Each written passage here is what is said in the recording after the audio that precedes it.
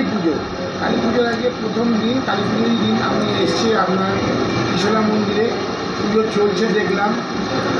এই বিশেষ গুরুত্ব দিনে মা কী রূপে এসেছিল, এবং কালীর তো অনেক রূপ থাকে, আজকে কালী পুজোর দিনে কী রূপে মা দেখা দিয়েছিল, এবং একটা সময় মায়ের খুব মানে পুজোর ছিল, মাকেও বাবা নিজে দেখতে পেয়েছিল, কি আজকে কী রূপে কালীকে দেখা দিয়েছিল?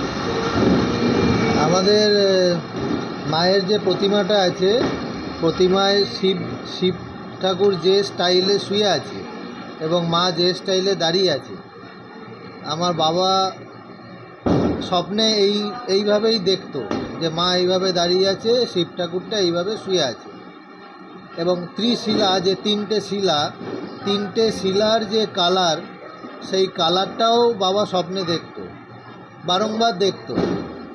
তা সেইভাবে একবার বলল, না আমাকে একটা মন্দির প্রতিষ্ঠা করে এইভাবে মায়ের রূপ দিয়ে পুজো করতে হবে।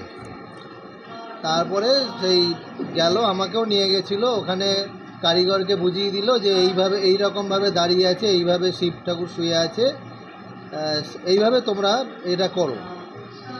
মানে হুবহু ওইভাবে করে আজকে প্রতিষ্ঠা করা হয়েছে। আর ওই তিনটে শিলার যে কালার এবং সাইজ, এগুলো অনেক খুঁজে বাবা জোগাড় করে ওখানে প্রতিষ্ঠা করেছে। এই হচ্ছে মন্দিরের হিস্ট্রি। মহালয়ার দিনকে দিনকে আপনার এখানে একটা বিশেষ অনুষ্ঠান হয়, সঙ্গীত অনুষ্ঠান হয়, প্লাস আপনার এখানে ভোগ বিতরণের ব্যবস্থা থাকে। তা আজকে কালী পুজোর দিনে সেরকমও একটা ব্যাপার থাকে যে প্রচুর ভক্ত আসে, দেখি আমরা এখানে আসে, দূর দূরান্ত থেকে প্রচুর ভক্ত আসে, বাইরে থেকেও আসে। তা তাদের জন্য কী ব্যবস্থা রেখেছেন, এবং মায়ের কাছে তাদের জন্য কী প্রার্থনা জানাবেন? এই পুজোটা শেষ হলেই ভোগটা দেওয়া হবে।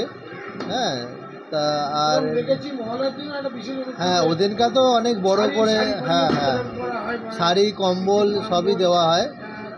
হ্যাঁ শাড়ি কম্বল ভোগ সকাল থেকেই দেওয়া হয়।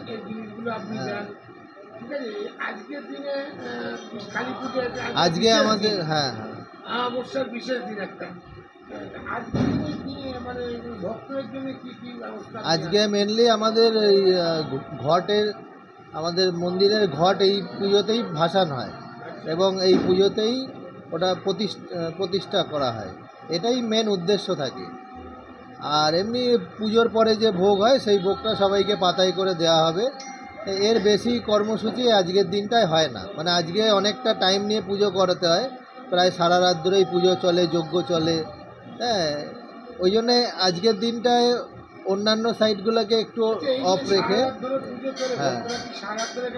হ্যাঁ থাকে তো, হ্যাঁ থেকে এবারে 4টে-5টার সময় ভোগ খেয়ে তারপর যায়।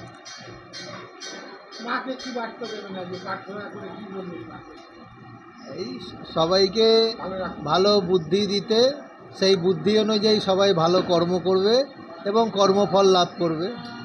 এই তো। অনেক ধন্যবাদ।